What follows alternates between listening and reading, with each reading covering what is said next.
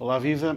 Fermentelos, já com o estatuto de Vila da Música, recebe o concerto anual da UBA, União de Bandas de Águeda, no próximo dia 2 de outubro, durante a tarde.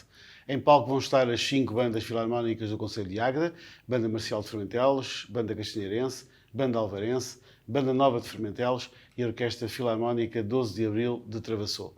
António Silva, presidente da União de Bandas de Águeda, é o convidado do 16º Plataforma Associativa, programa que resulta do compromisso de soberania do povo em sublinhar a importância das associações para a nossa vida em sociedade.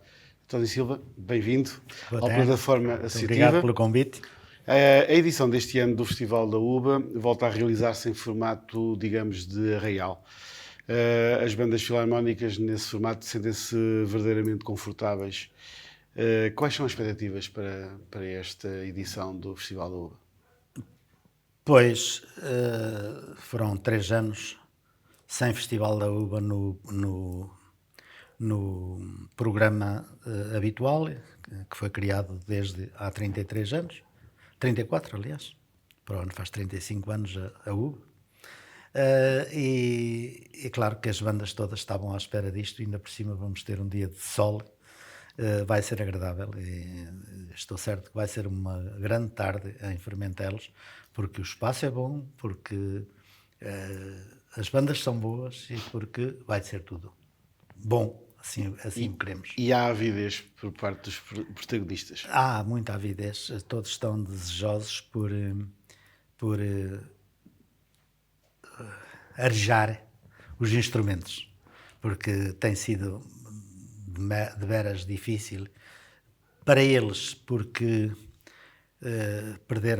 foram perdendo hábitos. Aliás, era o que eu temia, é que algumas bandas iam sofrer com essas paragens e sofreram. Alguns músicos habituaram-se ou desabituaram-se de estar nestas atividades e quando foram chamados a regressar já não tinham vontade de regressar, alguns já não regressaram mesmo. Era isso que eu temia, aliás, disse isso uma vez numa conferência de imprensa da Federação Portuguesa de Bandas. Houve muito... Eu estive em desacordo com a maioria das opiniões, mas fiz um esforço, um forcing para que, pelo menos no nosso meio, as bandas se mantivessem em atividade, exatamente para ver se não se perdia, se aqueles músicos, os mais novos, porque se habituam a ir para a praia e habituam-se a ir com os amigos e habituam-se a outras vidas. Os mais velhos, porque já faziam algum sacrifício em andar por lá tantos anos, embora gostassem muito, mas depois desabituaram-se e voltaram, e alguns já não regressaram. Felizmente que não foram tantos assim, porque a Câmara Municipal acedeu a uma proposta que a UBA lhe fez, uma proposta muito interessante para as bandas, interessante nestes 2 aspectos, o económico e que resolveu muitos dos problemas com que as bandas se debatiam durante esta falta de festas pagas. E também manteve as bandas numa atividade que, não, embora não seja tão intensa, pelo menos obrigava a um compromisso. Era um compromisso que nem sequer era menor, porque as bandas, quando têm um compromisso, ele não é maior ou menor. É um compromisso que todas procuram cumprir com o máximo de dignidade, e elas fizeram-no. Mas não foi o suficiente para manter as equipas todas coesas. Nós já lá vamos até ao impacto que a pandemia teve no movimento das bandas filarmónicas, centrando-nos na questão do aniversário do Festival da UBA, que coincide com o aniversário da União de Bandas. O que é que a organização poderá garantir para esta jornada cultural que pelos vistos vai ser extremamente marcante? Esta jornada vai ser, penso, que tão marcante como todas as outras que já existiram, só com a diferença de estarmos já há 3 anos A última vez que se fez numa freguesia e nesse quadro de desfile e das bandas todas em conjunto no fim a tocarem uma marcha, foi em 2019. Portanto, nem se fez em 20, nem 21. Há 2 anos que não se faz. Para lá disso, eu penso que o nível de espetáculo vai ser muito semelhante a todos aqueles que se fizeram até agora, porque o figurino é muito semelhante, e penso que vai ser vai ser um espetáculo na continuidade dos que se fizeram desde há 34 anos. Que vai ser exatamente onde? Em Fermentelos? No Largo da Senhora da Saúde. A banda promotora, qual é este ano? É a banda marcial, por isso é que é lá. Não, desculpa, é a banda nova. Por isso é que é lá no Largo da Senhora da Saúde. Porque quando é a banda marcial, normalmente, a banda marcial escolhe o Largo da Junta de Freguesia para fazer este festival. Ok. Portanto, vai haver um desfile? Vai haver um desfile que começa às 2 horas da tarde e depois... A partir de onde é que é o desfile? Da Junta de Freguesia? Não. Eu não me lembro como é que se chama aquele cruzamentozinho. Quem chega a Fermentelos, quem vai do lado de Oliveira, de Águeda, para entrar em Fermentelos, chega àquela primeira rotundazinha, volta à esquerda. Anda ali 300, 400 metros e há lá em cima um cruzamento com umas oliveiras, umas árvores ali do lado direito. É aí que há um espaço suficientemente grande, porque há uma rua que não vai ser utilizada, que vai ser utilizada, sim, com as bandas que esperam pela sua vez de desfilar. E é dali... Vai estar tudo concentrado ali naquela zona. Vai estar tudo concentrado ali, sendo que, se calhar, o sítio mais importante para quem está a ouvir e queira ver o desfile é mesmo a chegada, que é quando as bandas vão em forma total a chegar ao Arraial. Até rima. E depois haverá o concerto a partir assim que todas cheguem, não vamos marcar uma hora exata, porque é suscetível mais minuto, menos minuto. Assim que cheguem todas as bandas, quando chegar a última, a primeira já está em palco, pronta para começar o concerto. É só deixar a última chegar e acomodar-se e o concerto começa. Haverá alguma surpresa?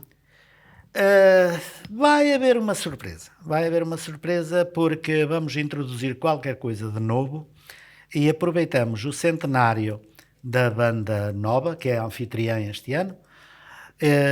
Eles, para o seu centenário, mandaram fazer uma marcha exclusiva, que é a marcha deles, e no fim do concerto, antes do hino da uva, que todas as bandas tocam em conjunto, quando todas as bandas estiverem formadas para tocar o hino da uva, do meio das bandas todas, a banda nova vai tocar a sua marcha, que é a marcha centenária da Pinha. É assim que se chama. Marca o centenário da Pinha. E isso vai ficar, naturalmente, é um acrescento ou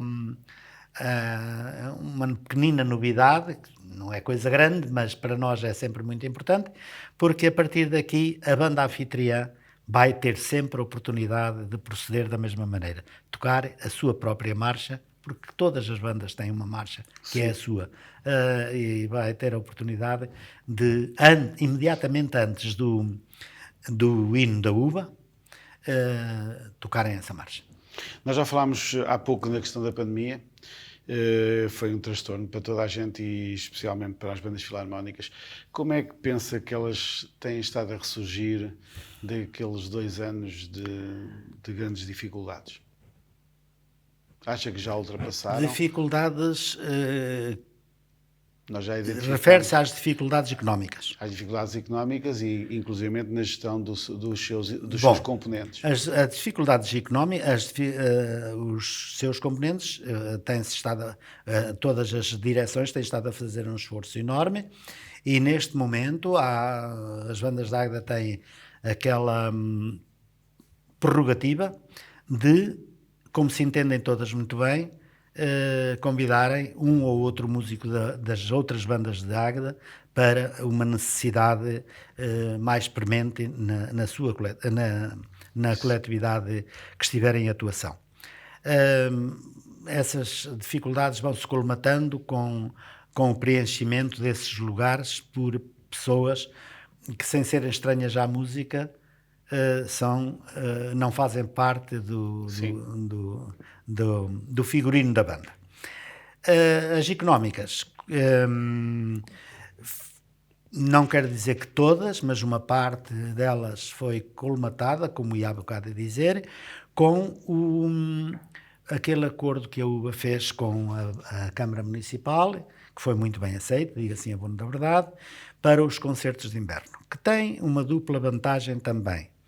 E eu, como presidente da UBA, não penso apenas no económico das bandas.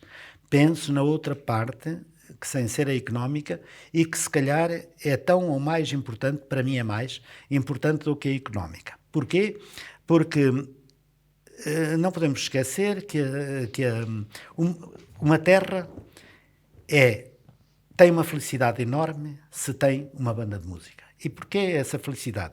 É porque a sua juventude é completamente diferente. E que me desculpem lá as terras que não têm uma banda, não estou a dizer mal da sua juventude, mas aquelas terras que têm uma juventude que passa pelas bandas, os princípios são muito mais dinâmicos, muito mais rigorosos, muito mais cuidados do que onde não há bandas. Digo isto no genérico. E depois há as exceções. Mas no genérico é isso. E a juventude que vai para a banda, nós vemos, ainda no domingo aconteceu, e acontece em todos os lados. Mas no domingo, que está muito fresquinho, eu não tinha nenhuma ocupação durante a tarde e resolvi ir ver uma procissão. Isto não é fanatismo religioso, bem pelo contrário. Ver uma procissão às Quintãs. É uma procissão que eu já há 60 anos e mais que 60 anos já tinha feito. E fui lá ver a procissão. E vê-se as bandas a desfilarem. Duas coisas que impressionam. A primeira é a disciplina que é imposta naquele desfile. Parecem militares. A outra é a juventude que está ali no meio. Mas é uma disciplina enquadrada na música, é uma disciplina bem aceita pelos jovens. Isto vinha a propósito dos concertos de inverno. E os concertos de inverno, o que é que acrescentaram? Os concertos de inverno mantiveram as bandas em atividade, porque tinham que preparar os concertos de inverno, e, por outro lado, ajudou-lhes a fazer face às despesas que são... Porque também uma forma de divulgar o trabalho das bandas junto da população das populações. Bom, isso foi... essa foi a primeira ideia e já não foi de agora. Já foi de há uns anos atrás. Que depois, por questões que não vêm aqui para o acaso, se foi perdendo.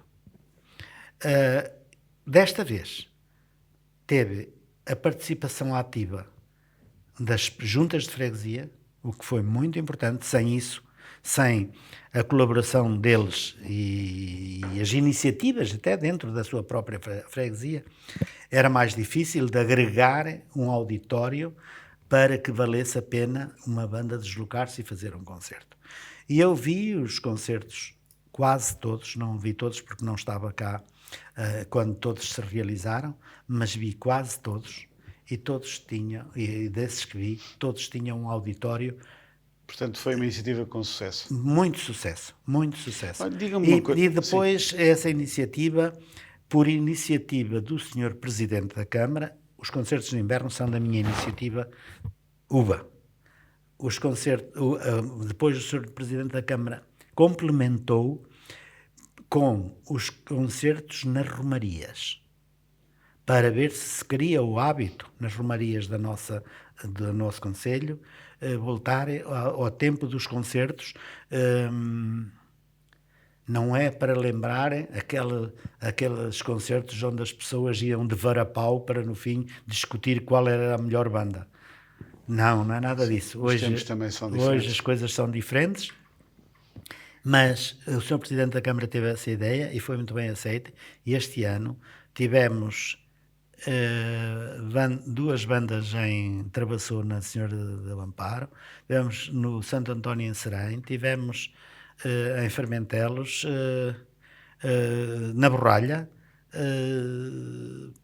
são pelo menos já 4. Fermentelos no Santo António também, que era sempre só uma banda, este ano tiveram 2. Infiro então que... E isso é muito interessante para ver se a população se entusiasma e se regressa a esse tempo, para que, ao menos nas festas religiosas, não sejam campo de barulho excessivo, muitas vezes, e música, às vezes, mais que duvidosa. Infiro das suas palavras que a relação entre a UBA e a Câmara Municipal estão de boa saúde, ou seja, há um entendimento relativamente às perspectivas e às expectativas. Repare, é óbvio que num acordo onde há duas partes em que uma quer sempre mais e a outra quer pagar sempre menos, as coisas às vezes são difíceis, não é? Mas quando se tem pessoas à frente de quem vai pagar, que é a parte mais difícil, conscientes e sensíveis, ultrapassa-se tudo. Isto tudo tem sido ultrapassado e agora só espero uma coisa, que foi um desafio que eu lancei ao Sr. Presidente da Câmara. E também houve concertos na Senhora das Dores em Recardães no domingo. E eu lancei um repto ao Sr. Presidente da Câmara, é que se prepare para assinar o acordo do próximo ano dos concertos de inverno e romarias, que é para não deixar cair essa ideia, que é uma ideia extraordinariamente boa e que todas as bandas apreciam muito. Há pelo menos sensibilidade, e quando há sensibilidade é sempre mais fácil fazer o acordo. Diga-me, uma pessoa como o Sr. António Silva, que está ligado há muitas décadas a este movimento das bandas filarmónicas, a que é que se deve esta melhoria da qualidade artística das bandas? Há vários fatores, da minha opinião. Por acaso, e é mesmo só por acaso, o pontapé de saída para uma revolução muito grande aconteceu em Travassou há 42 anos. Mas que foi bem aproveitado e que hoje é reconhecido no país todo, é reconhecida essa mudança no país todo. Mas ao que é que se deve? A melhoria na essência das bandas. É que todas as bandas começaram a fazer escola, não aquela escola como eu tive, que foi dizer-me um papel com uma pauta feita à mão e com as notas lá, e disse, olha, aqui é o Dó, Ré, Mi, Fá, Sol, Lá, Si, Dó. Aprende isso. E depois, na vez seguinte, puseram os tempos de cada nota e a figura que representava cada tempo. E à terceira lição deram-me um instrumento, disseram-me, olha, aqui bem, mas eu também já sabia algumas notas de música porque os meus irmãos eram músicos. Sim, há uma tradição familiar também. Pois, exatamente. E olha, isto é o Dó e o Ré, enfim. Hoje a formação... Eu tenho consciência e não enjeito isso e digo isso sempre com alguma... Não posso dizer que seja vaidade, porque preferia saber muito mais. Mas, pelo menos, com verdade. Eu não tive escola nenhuma. Aquilo que eu fiz foi com alguma inconsciência, porque o que me ensinaram foi a dar as notas. E as notas eu nos instrumentos dava-as todas. Acredito que a maior parte delas era o Mali. E isto não tem fantasia nenhuma. Não havia escola. E as bandas hoje, todas têm escola. Porquê? Porque não tem um indivíduo que apenas sabia tocar o seu instrumento e que ensinou os outros. Tem um indivíduo que fez o seu curso no conservatório e que já deu provas de ser um músico que sabe o que está a fazer. E então esse sabe dar escola. Esse sabe fazer escola. E aí mudaram as coisas. Complementadas depois, e muito bem, pelo conservatório. Porque eles começam nas escolas, a maior parte deles, e depois logo transitam para o conservatório.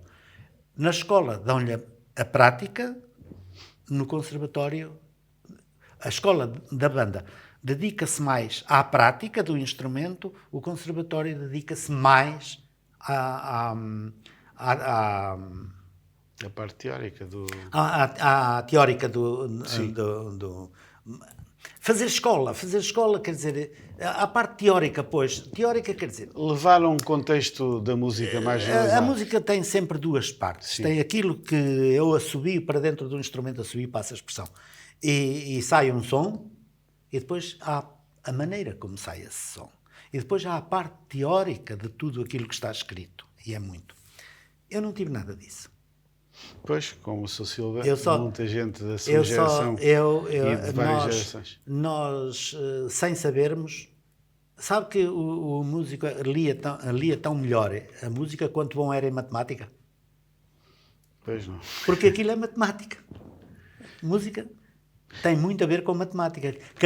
Cada bocadinho é um bocadinho de tempo que tem que ser posto naquele espaço. Mas a música nas bandas filarmónicas tem outra vertente. É obviamente que agora é a formação, mas há um facto que é transversal a tudo, que é haver famílias e haver descendentes de famílias e haver uma tradição familiar em várias famílias de várias freguesias do concelho de Águeda. Isto é um movimento das 5 bandas. Só uma é que ainda não é centenária e ser-lo-á muito, muito proximamente. Para o ano? É daqui a 2 anos, a banda de 12 de Abril atravessou. Os aficionados, há melhores executantes e aficionados, continua a haver, as bandas continuam a contar com essa tradição toda que lhes dá força? O que é que acha que nós estamos a passar também alguns tempos?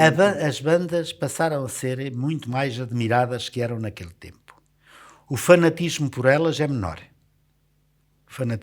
Aquele fanatismo em sentido pejorativo é menor.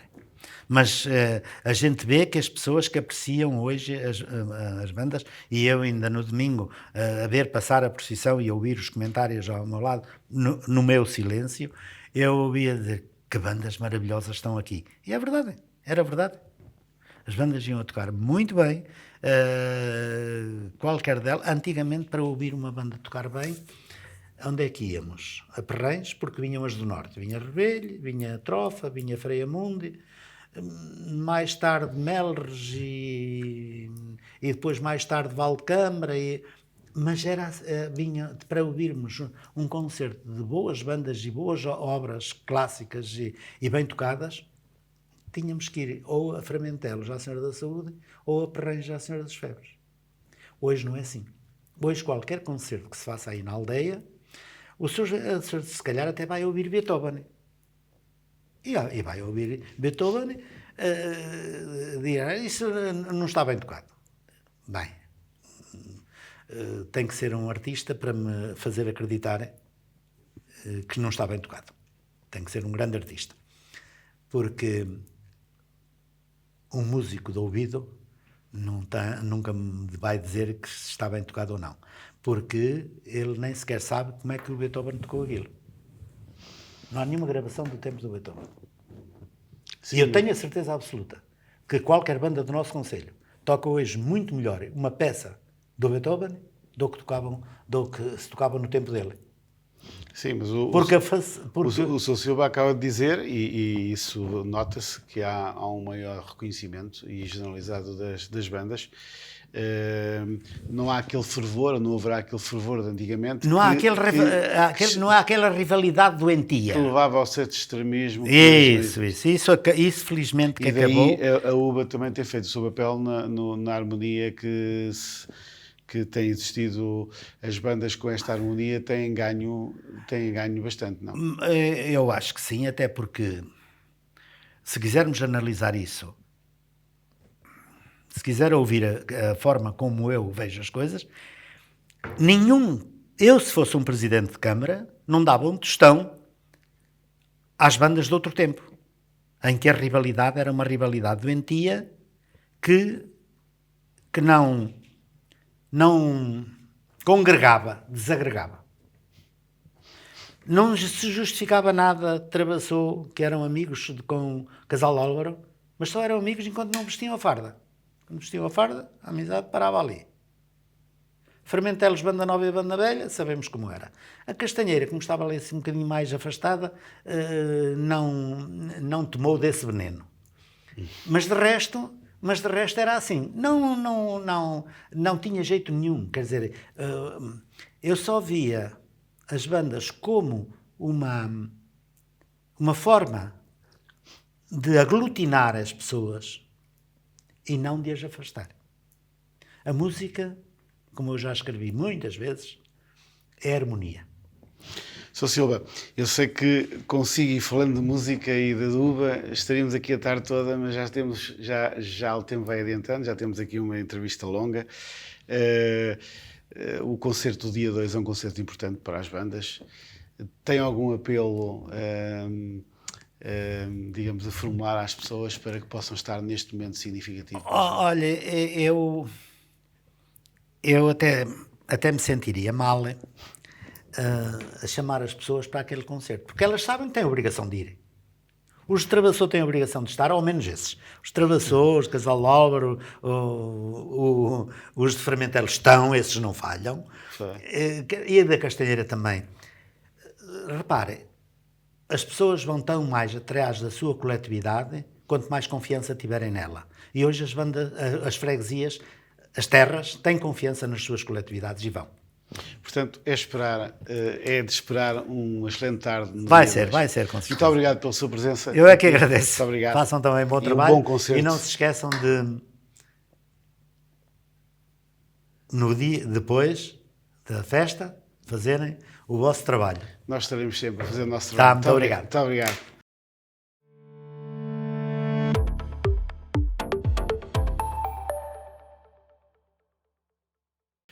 O nosso próximo convidado do Plataforma Associativa de hoje é João Lima, presidente da direção do Centro Social Arco-Íris. Bem-vindo ao nosso programa. A Associação Arco-Íris está a comemorar por estes dias os 23 anos de existência. Trata-se de uma IPSS localizada em Paradela. João Lima, o que é que tem trazido o Arco-Íris à sociedade local nestes 23 anos de funcionamento? Antes de mais, obrigado pelo convite.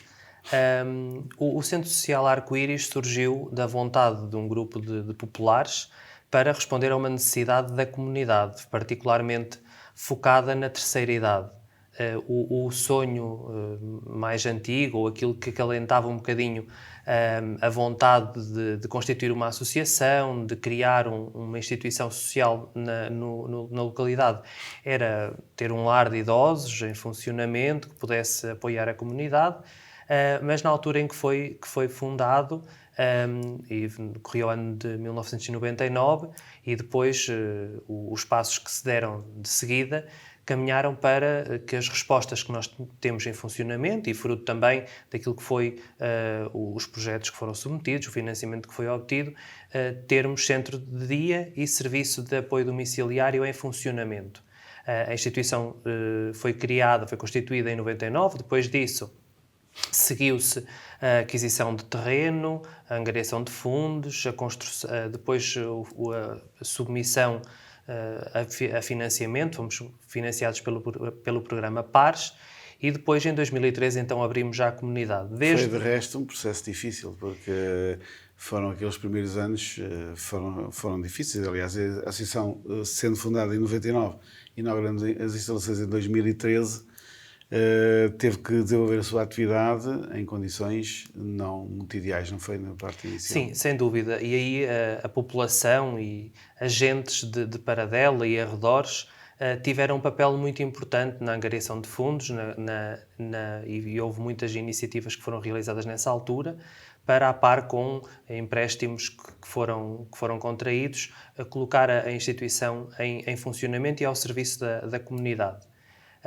E neste momento as respostas que temos em funcionamento são exatamente essas, o centro de dia e o serviço de apoio domiciliário. O serviço de apoio domiciliário geralmente quase sempre com a sua lotação em pleno,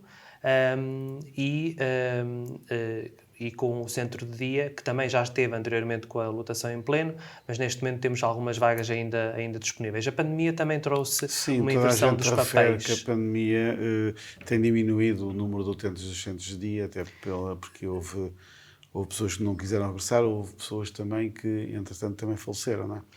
Sem dúvida. Nós temos aqui uma diferença não tão significativa, porque nós tínhamos cerca de 28 utentes em centro de dia pré-pandemia.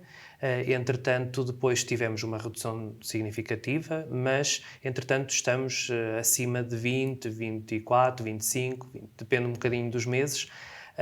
E também há aqui uma recuperação. Acho que nós também precisamos, enquanto instituição, nós e as instituições de um modo geral, de perceber de que forma é que nós podemos responder às necessidades dos nossos clientes. Nós não nos podemos esquecer que somos instituições privadas, sem fins lucrativos, e que temos de responder às necessidades dos nossos clientes. E, se calhar, o centro de dia também tem de mudar um bocadinho, tornar-se mais apetecível, para que as pessoas reconheçam a real necessidade.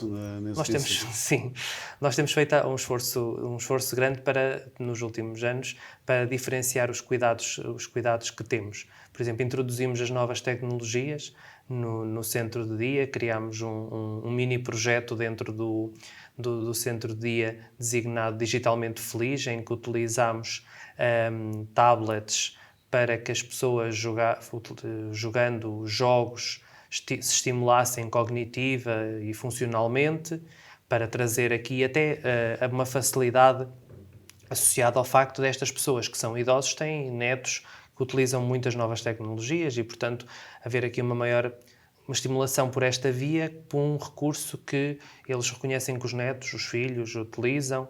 Tentamos trazer aqui as novas tecnologias. O ano que passou e este ano temos vindo a trabalhar a temática do jogo, como tivemos formação com uma spin-off ligada ao Politécnico de Leiria, no sentido de utilizarmos o jogo como ferramenta de estimulação cognitiva e para além de implementarmos esse projeto no centro de dia, implementámos também em alguns utentes do apoio domiciliário, de forma como projeto piloto, e portanto nós temos procurado diferenciar a forma como trabalhamos ao nível do centro de dia e também um bocadinho ao nível do apoio domiciliário, de forma a demonstrar cada vez mais a mais-valia que têm estas respostas sociais, porque nós sabemos que os nossos clientes, os nossos potenciais clientes, recorrem aos serviços da instituição numa fase, na sua generalidade, muito avançada, em que as suas necessidades já não são muitas vezes condizentes com o perfil tipo destas respostas, mas é a resposta que eles querem. Claro, adequar. Os vossos utentes são de onde? São de Paradela e de outras? Nós temos utentes de Paradela e da União de Freguesias de Recardens e Espinhel, da parte de Espinhel, fundamentalmente, dos lugares da antiga freguesia de Espinhel, e com o encerramento do centro de dia da Abarca, passámos a ter também alguns utentes de centro de dia e alguns em apoio domiciliário provenientes de Barro, que para nós que estamos localizados em Paradela também é bastante natural esta ligação.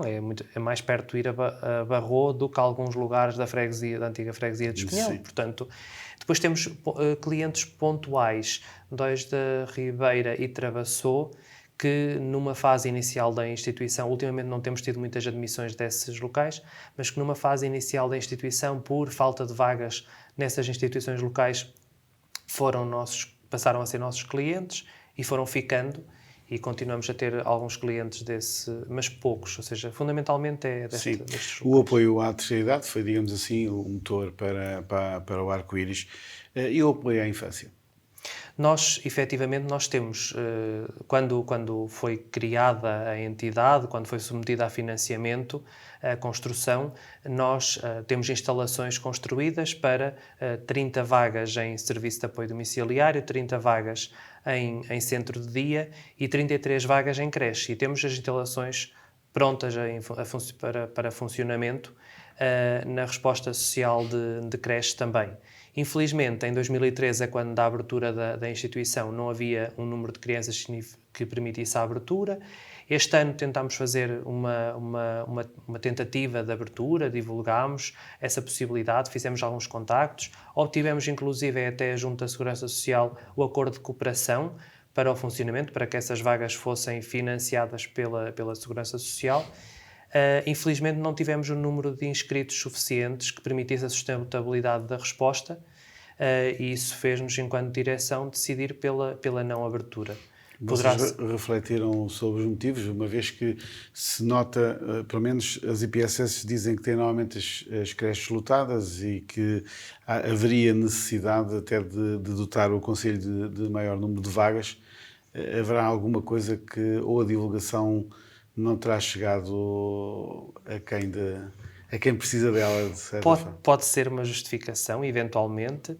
O facto de estarmos... A localização fora do centro, será que penaliza? Percebo essa dimensão, mas estamos a 7 minutos de carro de Águeda. Atualmente nós quase todos temos carro, portanto não me parece que essa dimensão de uma deslocação de 7 minutos de carro para ter creche... que seja, acho que... Mas houve reflexão interna sobre isso? Sim, nós refletimos. Uma das questões que pode ter contribuído é o facto de nós não termos histórico. Nós não temos histórico de funcionamento e, portanto, nós tivemos algumas inscrições que se inscreveram simultaneamente em mais do que uma creche e, portanto, tendo vaga numa que já conheciam, optaram por essa. Tivemos algumas crianças que, efetivamente, queriam muito lá estar, que até eram da área de residência e que preferiam aquela mesmo não tendo histórico, a nossa. Sim. Mas tendo em conta que no limite, nós definimos como limite meados de julho, tínhamos 10 crianças inscritas, era insustentável abrir uma creche com essas 10 crianças. A direção tenciona, digamos, fazer uma nova tentativa? Neste momento, neste ano letivo, está fora de questão essa questão. Sim. Se no próximo ano letivo tivermos contactos por parte de pais que motivem essa reflexão novamente e a possibilidade de abertura, nós temos estrutura, no caso temos acordo de cooperação, que não está em funcionamento, mas está aprovado por Lisboa, e, portanto, caso haja efetivamente crianças que permitam... E aqui depois temos outra dimensão, que é, nós temos vaga para 33 crianças. Nós não podemos abrir uma creche ou uma sala que tenha vaga para 20 ou para 15 com 5 crianças, porque os recursos humanos necessários são os mesmos para 5 ou para 10 ou 15, e a contrapartida económica é menor e, portanto, é muito menor. E, portanto, nós estamos na comunidade para servir a comunidade. Mas com sustentabilidade. Com sustentabilidade, exatamente. E a associação, o Centro Social Arco-Íris, neste momento, é uma associação sustentável? Nós temos procurado ser uma associação sustentável, temos algumas limitações que vamos tentando colmatar. Uma delas prende-se com... Para nós sermos sustentáveis, nós temos de diversificar as nossas fontes de financiamento, e todas as instituições, e a nossa não é diferente, acabam por ter fontes de financiamento muito iguais. Ou seja, nós temos como fontes de financiamento segurança social e com participações de utentes. Ponto. E o que nós estamos a procurar enquanto entidade é perceber de que forma é que nós podemos diversificar estas fontes de financiamento, que projetos é que podemos trazer para a instituição que sejam fonte de receita adicional, e temos discutido muito isso enquanto direção, apesar de ainda não termos implementado nenhum nestes 2 anos de mandato, porque também uma parte foi em contexto pandémico. Para além disso, nós estamos a assistir, efetivamente, a um aumento dos custos com pessoal, com géneros alimentícios, com a questão energética, e isso tem-se traduzido...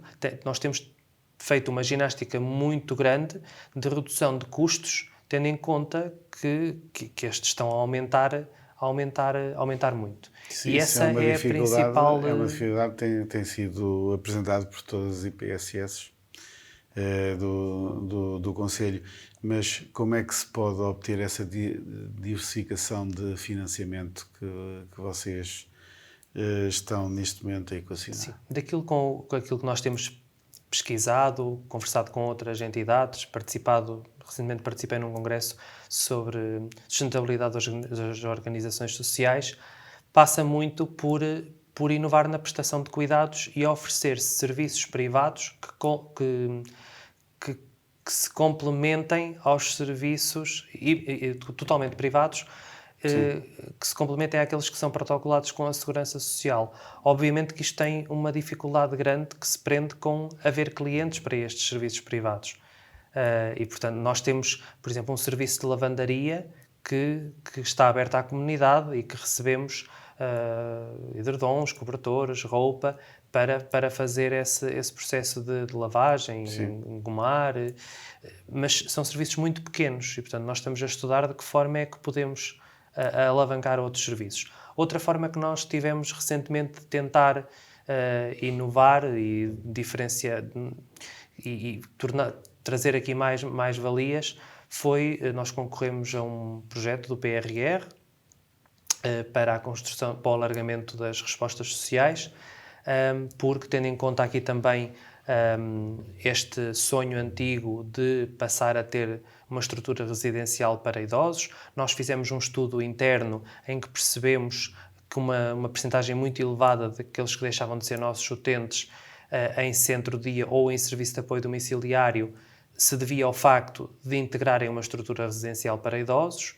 Fizemos um levantamento das vagas no Conselho, portanto, e percebemos que poderia ser uma necessidade e submetemos uma candidatura. A candidatura foi até bem avaliada, pese embora não tenhamos sido financiados. Soubemos esta semana que passou que o PRR tinha um bolo de X e, portanto, face às candidaturas que foram apresentadas, a nossa não teve pontuação para poder ser financiada, mas já não chegou o dinheiro para ser financiada. Porque essa era uma estratégia que nós tínhamos enquanto direção e temos neste momento tudo pronto, desde projeto, licenciamento, para avançar para uma construção de uma estrutura residencial para idosos que viesse aqui reforçar a solidez e a financeira da instituição. Então o futuro passa pelo reforço dos cuidados à terceira idade.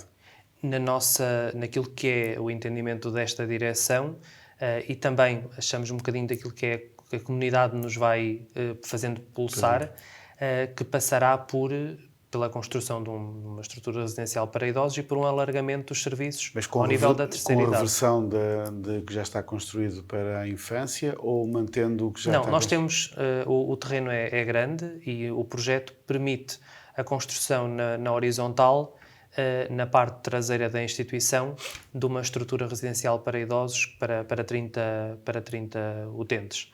E, portanto, o projeto que nós temos aprovado é exatamente... Um projeto de quanto? Qual é o montante, sim? Eu não sou muito bom nessa parte, mas não sei o valor de cor. Não me preparei convenientemente para saber dizer aqui o valor. Mas é algo que pode obter outros financiamentos, uma vez que o do PRR já não é possível? Sim, aquilo que nós tivemos o apoio de uma consultora para o desenvolvimento de toda a candidatura ao PRR, e o que nos foi explicado é que nós poderemos, entretanto, submeter a outras calls que vierem a ser abertas. Ao que sabemos, está previsto aí um reforço e uma nova call, e tencionamos colocar novamente a financiamento. Reconhecemos, enquanto direção, que avançar para a construção de uma estrutura residencial para idosos sem qualquer tipo de financiamento, que é extremamente exigente, porque são muitos milhões de euros. Claro. Portanto, são milhões de euros. Agora, e por isso estarmos aqui a perceber se conseguimos nos próximos anos novo financiamento que possibilite dar esse passo. Muito bem, nós estamos aqui pelos 23 anos. Como é que o Centro Social Arco-Íris vai assinalar estes 23 anos? O Centro Social Arco-Íris, como tem vindo a ser tradição na instituição, tem comemorado o seu aniversário com um almoço de aniversário, que simultaneamente é um almoço de angariação de fundos. Esse almoço vai acontecer este domingo, junto às instalações da nossa instituição. As inscrições estão abertas junto dos órgãos sociais e também dos contactos da instituição. E para além de ser um almoço de aniversário, um almoço de angariação de fundos, que o é, e é também um momento de juntar as pessoas em torno desta causa e da instituição que reconhecidamente é uma instituição do povo, das pessoas. E as pessoas têm estado sem dúvida, sim, sem dúvida. Eu ainda hoje comentava na instituição que, comparativamente com outras instituições nas quais eu já trabalhei, esta instituição, a direção é muito presente, as pessoas são muito próximas da instituição, e isso vê-se nas mais variadas situações do dia-a-dia. As pessoas sentem a instituição como delas, como parte. Portanto, nós somos o arco-íris. O João Lima já foi vogal, já teve outras funções, é presidente há 2 anos, apanhou a pandemia pelo meio, tem mais 2 anos de mandato. O que é que pretende fazer nestes 2 anos? Quais são os grandes objetivos para concluir este primeiro mandato como presidente da direção? Sim. Nós enquanto esta direção, eu não sou a direção, nós somos 7 elementos. É representante máximo da somos 7 elementos e, portanto, enquanto direção temos alguns objetivos para este mandato. Um dos principais objetivos passa pela reestruturação ou pela organização interna da instituição, e temos vindo a traduzir essa organização interna, ou essa alteração na organização interna de várias formas. Por exemplo, ao nível nós passamos a ter relatórios de atividade e planos de atividade mensuráveis, que até aqui nós tínhamos objetivos operacionais não mensuráveis e achamos que é importante medir aquilo que fazemos e os nossos recursos humanos medirem aquilo que fazem. Implementámos também internamente um sistema de avaliação de desempenho das colaboradoras, porque é importante avaliar para premiar também, caso assim seja necessário. Depois temos outro eixo interno que visa a sustentabilidade da instituição e, portanto, nós implementámos alguns procedimentos internos de controle financeiro para que consigamos perceber mais cedo e não no final do ano de que forma é que podemos frear aqui um bocadinho determinados gastos ou não. E depois a inovação na prestação de cuidados. Nós pretendemos muito trazer, enquanto que na infância é muito fácil trazer as famílias à instituição, na terceira idade isso não é uma realidade tão facilitada. E nós pretendemos muito trazer as pessoas à instituição e inovar na prestação dos cuidados que fazemos. Eu dei o exemplo daqueles projetos que implementámos. Procurámos recentemente trazer... antigamente nós tínhamos uma animadora com formação profissional, responsável pela sala de centro-dia. Atualmente nós temos uma licenciada em Gerontologia Social responsável pela sala de centro-dia. E o objetivo é fundamentalmente trazer qualidade e diferenciação àquilo que nós estamos a fazer, com avaliação funcional, com intervenção personalizada, ajustada àquilo que são as perdas cognitivas, funcionais, que cada idoso está no momento a ter, de forma a melhorarmos a qualidade de vida e a longevidade e... Claro. Pronto. João Lima, muito prazer e muito gosto em tê-lo aqui. Parabéns pelo aniversário do Centro Social Arco-Íris e que a instituição consiga atingir os objetivos para os quais se propõe. Muito obrigado pela sua presença. O programa fica hoje por aqui. Não se esqueça que as instituições que nos estão mais próximas são as mais importantes para nós. É a elas que recorremos, por isso também precisam do nosso apoio. Obrigado por estar connosco. Voltaremos para a semana.